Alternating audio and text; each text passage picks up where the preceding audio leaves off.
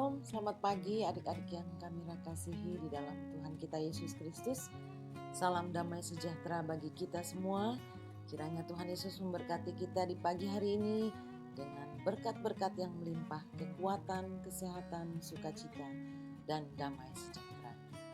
Baik adik-adik yang kami kasihi, di pagi hari ini kembali berjumpa kembali dengan Kamira yang akan menyampaikan firman Tuhan. Adik-adik sekalian, saat ini kita ingin duduk diam bersama, kita ingin membaca dan merenungkan firman Tuhan. Kita persiapkan bacaan kita di pagi hari ini dari kitab Mazmur pasal 127 ayat 1 sampai dengan 5. Kita biarkan Alkitab kita terbuka, kita akan berdoa memohon pimpinan Roh Kudus. Mari kita satu dalam doa. Tuhan Yesus yang baik, terima kasih Tuhan atas hari yang Kau berikan bagi kami, nafas kehidupan, kekuatan, kesehatan, sukacita dan damai sejahtera-Mu. Terima kasih Tuhan Yesus kalau kami boleh bersama-sama kembali berkumpul untuk membaca dan merenungkan firman-Mu. Tuhan, ampunilah segala kesalahan dan dosa kami, sucikan dan kuduskan kami ya Tuhan, agar kami layak untuk menerima anugerah berkat daripada firman-Mu. Ya Tuhan, berfirmanlah karena kami siap untuk membaca dan merenungkannya. Di dalam nama Tuhan kami Yesus Kristus, kami berdoa dan mengucap syukur. Amin. Adik-adik yang kami kasihi, kita akan baca bersama-sama. Mari membaca firman Tuhan. Mazmur 127 ayat 1 sampai dengan 5. Berkat Tuhan pangkal selamat. Nyanyian ziarah Salomo. Jikalau bukan Tuhan yang membangun rumah, sia-sialah usaha orang yang membangunnya. Jikalau bukan Tuhan yang mengawal kota, sia-sialah pengawal berjaga-jaga. Sia-sialah kamu bangun pagi-pagi dan duduk-duduk sampai jauh malam, dan makan roti yang diperoleh dengan susah payah. Sebab ia memberikannya kepada yang dicintainya pada waktu tidur. Sesungguhnya anak-anak lelaki adalah milik pusaka daripada Tuhan, dan buah kandungan adalah suatu upah. Seperti anak-anak panah di tangan pahlawan, demikianlah anak-anak pada masa muda. Berbahagialah orang yang telah membuat penuh tabung panahnya dengan semuanya itu. Ia tidak akan mendapat malu apabila ia berbicara dengan musuh-musuh di pintu gerbang. Demikianlah pembacaan firman Tuhan. Yang berbahagia ialah mereka yang mendengar dan yang memeliharanya. Haleluya. Kasihi di dalam Tuhan kita Yesus Kristus. Ada 3 hal yang selalu dicari oleh manusia dalam dunia ini, yaitu kebahagiaan, keamanan, dan kekayaan. Setiap manusia ingin memiliki hal yang bahagia, lalu memiliki rasa yang aman, dan mempunyai kekayaan yang melimpah. Begitupun juga dengan adik-adik, pasti ingin hidupnya berhasil, cita-citanya dapat diraih, dan memiliki masa depan yang baik dan indah. Kalau saat ini adik-adik merasakan kehidupan yang bahagia, nyaman, lalu serba berkecukupan, seringkali orang menganggap atau adik-adik sendiri pun beranggapan bahwa ini semua karena hasil kerja keras orang tua adik-adik.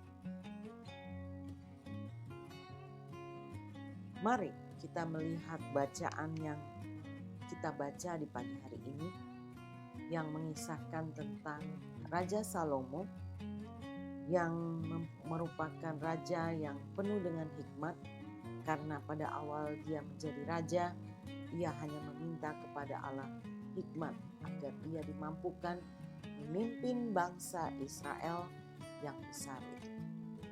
Tetapi Allah memberkatinya bukan hanya dengan hikmat, tapi kekuasaan, kekuatan, kemuliaan, dikatakan malah Tidak ada seorang raja pun di atas bumi ini yang dapat menandingi kekayaan, kehebatan Raja Salomo. Pada akhir pemerintahan Raja Salomo, rumah Tuhan itu sudah berdiri. Dan rumah Tuhan itu dapat berdiri dengan megah dan penuh kemuliaan Tuhan karena dipenuhi oleh Roh Allah. Dalam bacaan kita di pagi hari ini, Salomo mengatakan, jikalau bukan Tuhan yang membangun rumah, sia-sialah usaha orang yang membangunnya. Ini berarti, sekalipun Salomo seorang raja yang hebat, tetapi dia mengandalkan Tuhan dalam pekerjaannya. Dia mengatakan, jikalau bukan Tuhan yang membangun rumah, sia-sialah usaha orang yang membangun. Salomo menyadari betul, kalau bukan campur tangan Tuhan, maka dia tidak akan sanggup mengemban tanggung jawab, yaitu membangun rumah Tuhan. Keberhasilan yang dialami oleh Salomo, dia percaya bahwa itu semua campur tangan Tuhan dalam pekerjaannya. Dan segala keberhasilan yang dialaminya juga dipercayainya hanya karena ia mengandalkan Tuhan. Kebenaran ini, yaitu mengandalkan Tuhan, dapat diberlakukan dalam kehidupan adik-adik teruna dan kita semua. Adik-adik memiliki kebahagiaan, rumah yang nyaman, orang tua yang mengasihi, prestasi yang bagus di sekolah, lalu adik-adik memiliki juga suara yang bagus untuk memuji Tuhan, pandai dalam berolahraga, memiliki segala fasilitas yang ada. Adik-adik harus ingat, jikalau bukan Tuhan yang campur tangan, maka adik-adik tidak akan mendapatkan segala yang adik-adik miliki. Dengan kata lain, bahwa apa yang kita peroleh saat ini adalah karena hanya anugerah Tuhan semata. Hari ini sesuai dengan tema kita, yaitu teruna yang mengandalkan Tuhan. Kita belajar dari Raja Salomo. Sekalipun ia memiliki segalanya sebagai seorang raja, tetapi dia tidak mengandalkan akan kekuasaan, harta, dan kekuatannya. Tetapi dia mengandalkan Tuhan dalam pekerjaannya. Mengandalkan Tuhan adalah hal terpenting dalam hidup kita. Karena dengan mengandalkan Tuhan dapat membantu kita mengetahui banyak hal yang tidak kita mengerti menjadi mengerti. Karena hikmat Allah yang dianugerahkan bagi kita. Ada sebuah cerita ilustrasi, yaitu mengenai kisah seorang ibu penjual tempe. Ada seorang ibu penjual tempe yang sehari-hari menjual tempe di pasar. Dan tempenya pun dia buat sendiri dari malam sebelumnya. Suatu pagi, setelah seperti biasanya dia semalam sebelumnya dia membuat tempe itu dari kacang kedelai dan ragi. Biasanya pagi-pagi dia akan membuka tempayannya atau tempat itu untuk dia melihat bahwa tempenya sudah jadi. Tetapi pada suatu pagi itu dia melihat tempenya masih setengah jadi, masih berupa butiran-butiran kacang kedelai. Dia panik dan dia sedih. Lalu dia berdoa kepada Tuhan, Tuhan tolong, kiranya Tuhan menolong untuk menjadikan tempe ini menjadi jadi dan siap untuk dijual di pasar. Karena hasilnya ini dapat berguna bagi saya untuk makan dan kebutuhan sehari-hari. Lalu ditutupnya tempat itu dan dengan yakin dan percaya, dia percaya bahwa Tuhan akan membuat tempe itu menjadi jadi. Lalu dia membawanya ke pasar.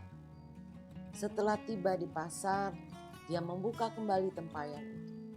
Dia melihat tempenya masih belum jadi. Dia sedih, dia kecewa.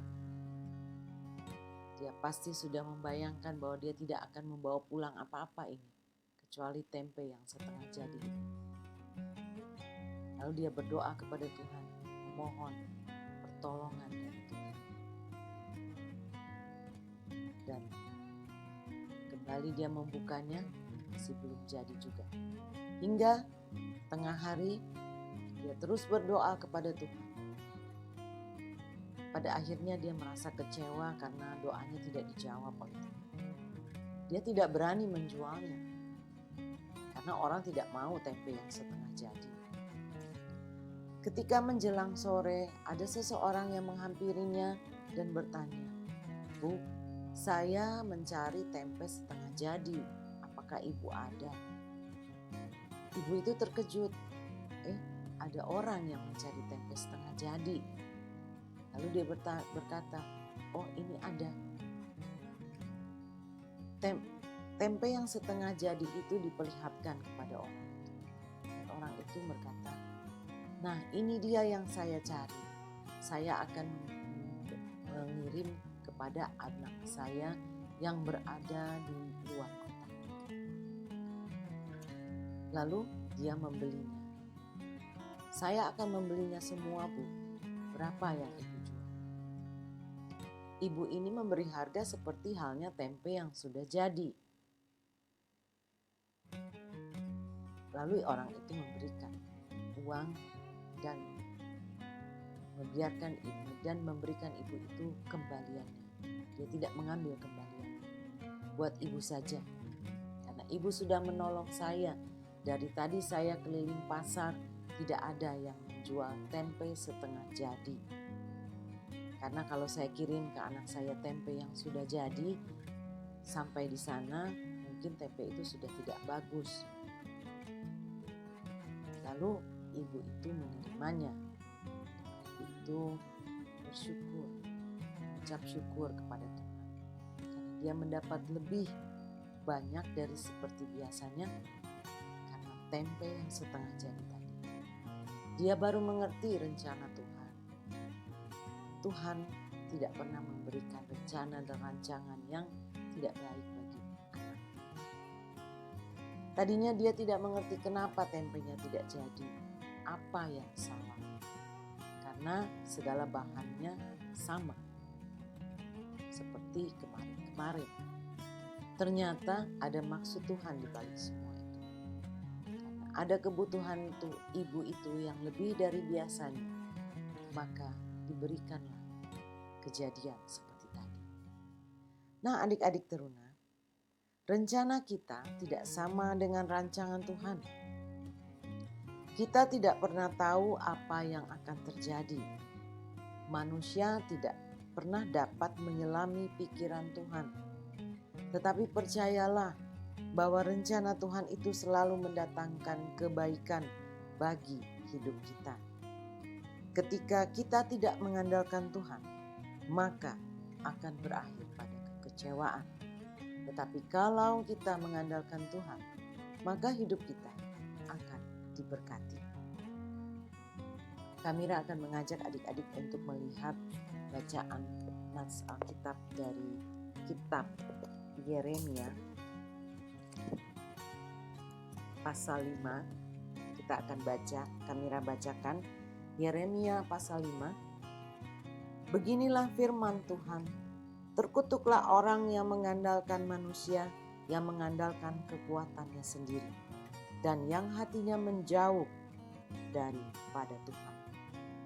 Di ayat 7-nya kita baca, diberkatilah orang yang mengandalkan Tuhan, yang menaruh harapannya pada Tuhan. Itu janji Tuhan bagi kita yang selalu mengandalkan Tuhan dalam hidup kita, maka akan diberkati. Amin. Selamat hari Minggu. Tuhan memberkati adik-adik dan kita semua.